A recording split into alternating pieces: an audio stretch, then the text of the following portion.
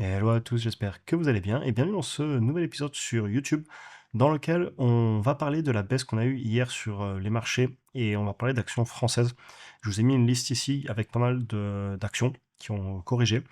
On va passer rapidement sur la liste pour voir un petit peu les entreprises que je connais, est-ce que certaines pourraient vous intéresser. Et ensuite, on va passer un peu de temps sur Legrand, entreprise qu'on avait fait il n'y a pas longtemps sur YouTube, que j'avais bien aimé. Et on va découvrir ensemble Valeo, que j'ai jamais fait sur YouTube. J'ai recherché, effectivement, je l'avais jamais regardé jusqu'à maintenant.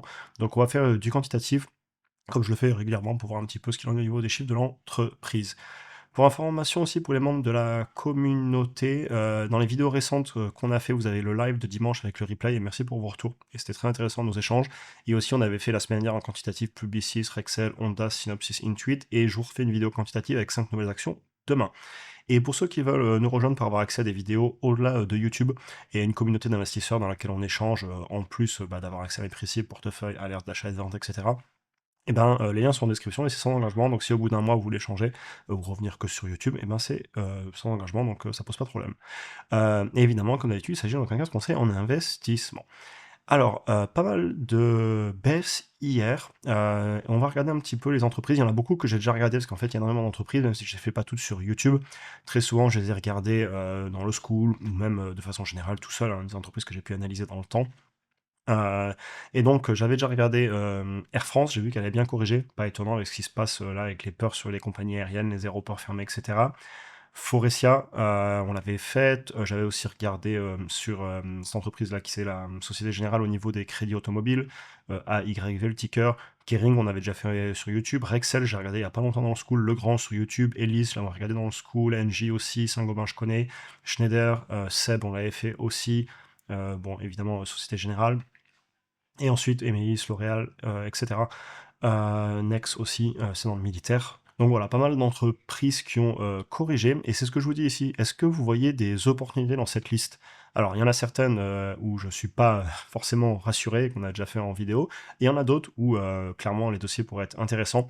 De suite, moi, je pense à Legrand et à Schneider Electric. Les deux m'intéressent. D'ailleurs, on va reparler de Legrand dans cette vidéo.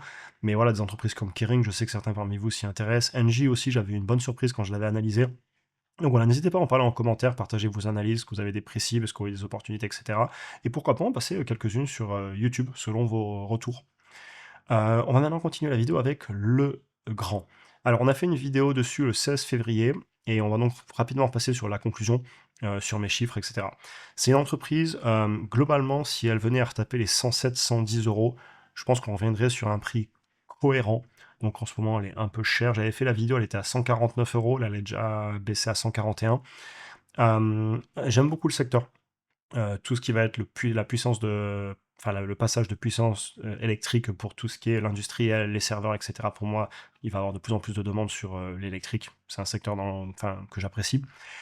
Et franchement, cette entreprise, un peu comme Schneider, ou un peu comme j'avais acheté du LVMH et du ASML cet été, avec une décote, donc à 107, 110, je ressortirai le dossier pour vraiment pousser l'analyse et pourquoi pas demander un petit peu plus de discount rate ou un peu plus de marge de sécurité. Mais avec une décote, c'est tout à fait une entreprise que je pourrais avoir en portefeuille.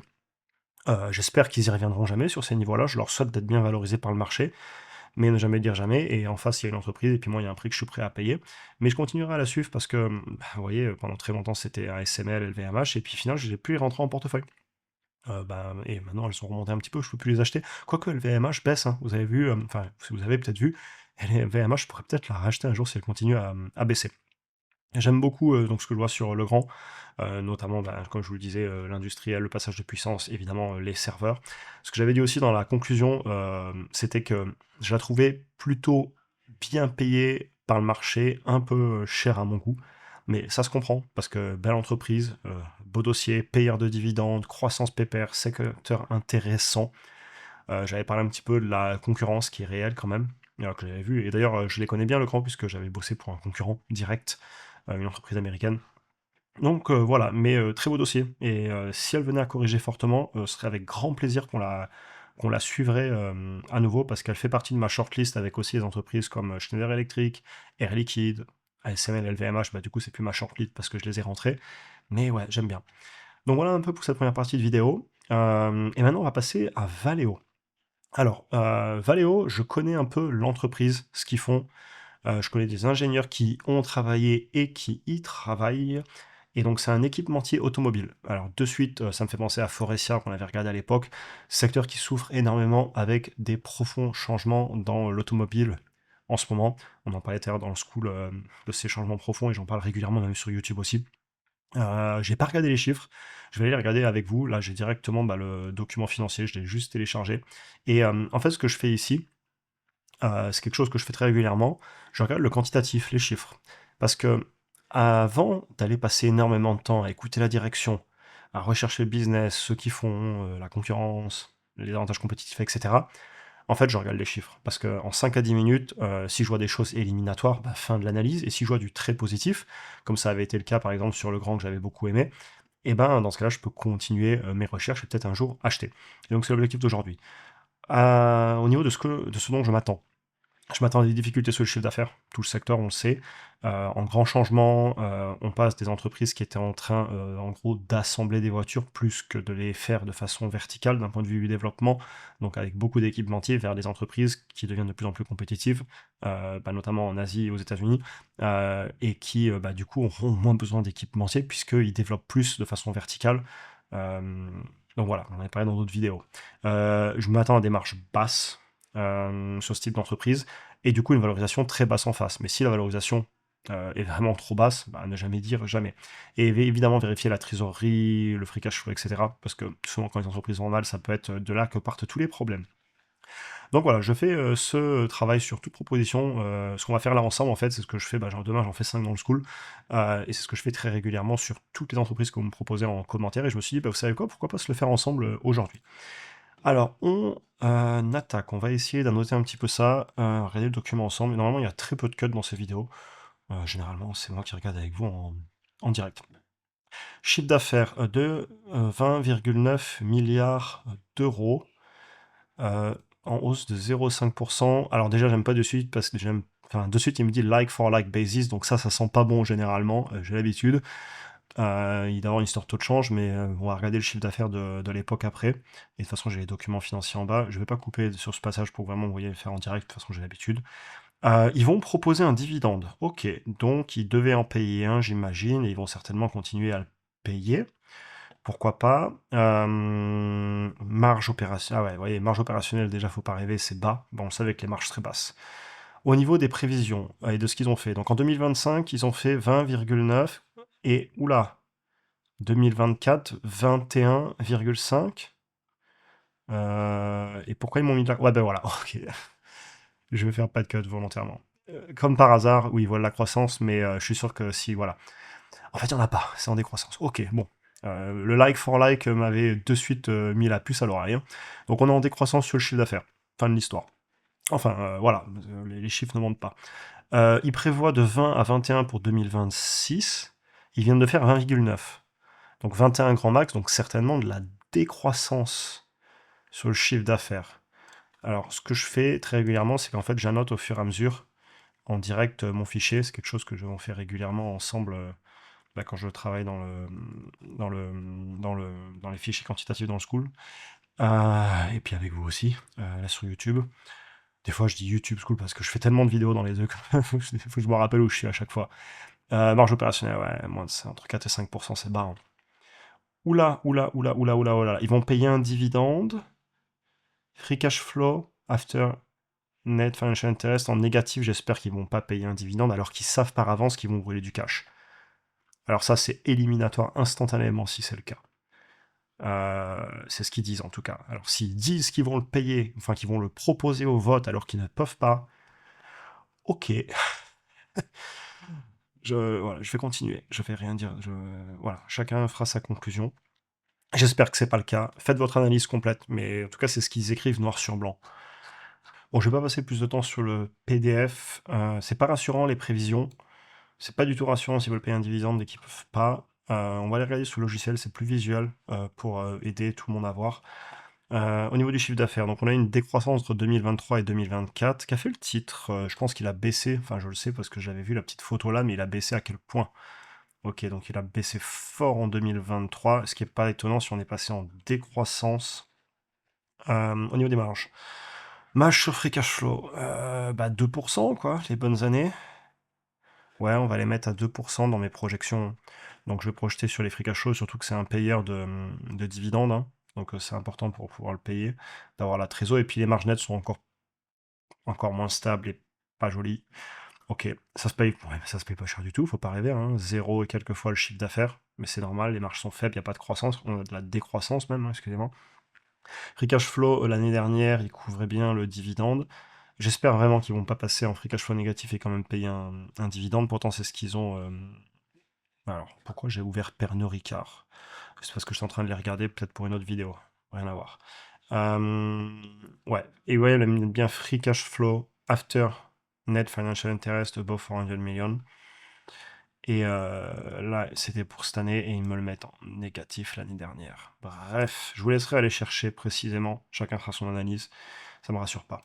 Au niveau du cash, il y a quoi? Il y a du cash euh, et il y a beaucoup de dettes. Ok. Ah, il y a de la dette. Bon.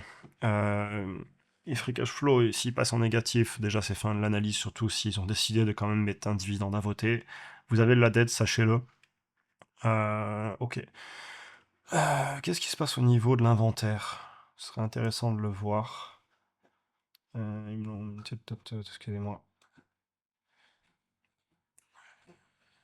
Ici. Il monte. Ça va un peu mieux. Et au niveau de la R&D, ça monte, mais j'aimerais qu'ils mettent plus. C'est pas beaucoup la R&D, hein. 1,5 milliard pour 21. Ouais, mais en même temps, vous avez tellement peu de marge brute qu'il reste pas tant d'argent que ça après. On en revient à des marges faibles, hein. C'est dur d'investir quand vous avez peu de marge, hein. Ok. Bah ça, et là, ce à quoi je m'attendais, hein. Et j'ai rien contre l'entreprise, j'espère que ça va aller pour eux. Il y a beaucoup d'emplois derrière, etc. Mais on sait que l'automobile, c'est un grand changement. Ils font ce qu'ils peuvent, hein. Et je connais des gens qui y travaillent, je sais que c'était pas simple, hein. De ce que des échos que j'avais eu quand j'en avais parlé. J'avais même des gens qui avaient quitté Valeo pour venir dans une autre boîte où j'avais bossé. Dans une usine qui était pas loin, où ça se passait pas très très bien, des retours que j'avais eus. Ils faisaient des produits, ils faisaient des moteurs, je crois, des moteurs, des petits moteurs électriques, je sais plus c'était pourquoi, les essuie-glaces ou un truc comme ça. Bref, je sais pas pourquoi je raconte ma vie. 5 de free cash flow, ça se paye pas cher du tout. Et c'est normal, ouais, je vais payer ça. Moi, j'aurais dit entre 5 et 10 fois. Le marché paye 5, donc je vais pas mettre plus, hein. Ok, alors attendez, il va me falloir mon chiffre d'affaires, du coup, de cette année. Il est où? Ils ont fait 20 903 millions. Ok, on va y aller. 20 903. 1, 2, 3, 4, 5, 6 en 2025. Je mets de la décroissance l'année prochaine parce qu'ils m'ont annoncé entre 20 et 21 millions. Donc là, ça ferait 20,4. Donc je suis pile poil sur ce qu'ils ont annoncé. Ensuite, qu'est-ce que je mets comme croissance là-dessus? Chacun mettra ce qu'il veut. À titre personnel, n'aimant pas trop le secteur, n'étant pas du tout rassuré sur l'avenir de pas mal d'entreprises de l'automobile, et du coup, à fortiori les équipementiers, je mettrais de la décroissance ou de la stagnation. Je vais être généreux, je vais faire une analyse où vraiment on y croirait. Je vais leur mettre ce qu'ils ont fait sur 10 ans, 4% par an. Sauf l'année dernière, parce qu'ils ont déjà annoncé qu'il n'y en aurait pas de la croissance, globalement. Nombre d'actions en circulation, je vais aller le chercher. Je ne sais même pas s'ils rachètent des actions. Vu la situation, je suis pas sûr. Non, ils en rachètent pas. Ils diluent même un tout petit peu. Bon, je vais les laisser à zéro.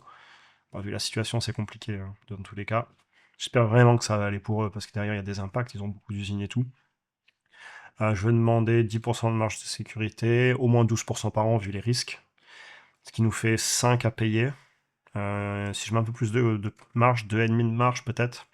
Parce que les bonnes années, ils ont fait ça, hein. On va retourner voir. Je sais même pas combien elle cote. Je vais regarder après. Enfin, ça doit être écrit, mais je l'ai pas retenu. Ouais, ouais, même 3. Ouais, 2,5. Ils ont fait des 2,5 en 2019, 2,23. Je vais générer un peu. Entre 5 et 6 et quelques, elle cote à... Ok, elle cote à 11, donc c'est cher, hein. Par rapport à mon avis, mes projections, hein, évidemment, peut-être que vous voyez plus de croissance, etc. Et encore, ça, c'est pas à mon avis, hein. 4% de croissance, il faut vraiment aller chercher. Et vu le secteur va mal, personnellement, je me mettrais à zéro tout le long, parce que j'ai beaucoup de peur sur le secteur. Je vais pas mettre de la décroissance, ce serait dur, mais déjà, s'ils arrivent à juste maintenir le business, ce serait exceptionnel. Enfin, je serais très content pour eux et je le souhaite vraiment. Ouais, situation pas simple. Moi, ce qui me fait le plus peur vraiment, et aller le rechercher, euh, qu'est-ce qu'ils entendent par là? Parce que j'ai la gribouillé dans tous les sens. Parce que c'est écrit, hein. Ils vont nous voter en mai 2026, le 21 mai, ils vont proposer un dividende. Si ils nous proposent un dividende alors qu'ils annoncent eux-mêmes qu'il n'y aura pas de free cash flow, je ne comprends pas. Et là, la direction, c'est une décision qui serait éliminatoire pour moi dans l'analyse. Je vous laisserai aller vérifier, peut-être écouter ce qu'ils ont dit en français. Là, c'est un document en anglais. Mais voilà. Et au niveau du prix, on est cher. On est cher, cher, cher. Euh, et même si, bon, après, alors moi-même, si ça corrige, je pense, je vois des meilleures opportunités. Mais je suis désolé, je veux. Enfin, bah, c'est dur de. J'essaie d'être positif autant que possible parce que derrière, c'est dur pour l'entreprise, etc. Et en plus, je l'ai pas préparé, vous avez vu, je m'attendais pas à ce que la conclusion soit comme ça. Je suis pas fan de ces vidéos. C'est pour ça que j'ai mis Legrand d'abord, parce que Legrand, j'aime beaucoup, et je me doutais qu'hélas, ce serait dur comme Forestia. J'espère que ça va aller pour eux. Bon, vous voyez, le travail qu'on vient de faire ensemble, en fait, ça m'a pris quoi? Je sais même pas, là, 10 minutes. Bah, en fait, c'est ce que je fais sur toute proposition que vous me faites en commentaire, quelle qu'elle soit. Parce que bah, j'ai ma réponse que là, je vais pas continuer l'analyse parce que je vois trop de choses qui me font très peur. Donc voilà. Mais j'espère que ça ira pour eux vraiment. Le Grand, j'aime beaucoup. On continuera à la suivre. Et j'espère que la vidéo vous aura intéressé. Je m'attendais pas à ce que la situation soit aussi compliquée. J'avais juste fait mon petit slide avec mes hypothèses et j'avais rien à noter. Des fois, c'est bien de faire des vidéos comme ça aussi, ça me change. Et bah voilà, pas grand chose de plus. Je suis un peu sans mots. J'espère que ça va aller pour eux. Voilà, je vous souhaite une excellente journée à tous. J'espère quand même que l'épisode vous aura intéressé. Et à très bientôt pour un prochain épisode. Bonne journée à tous.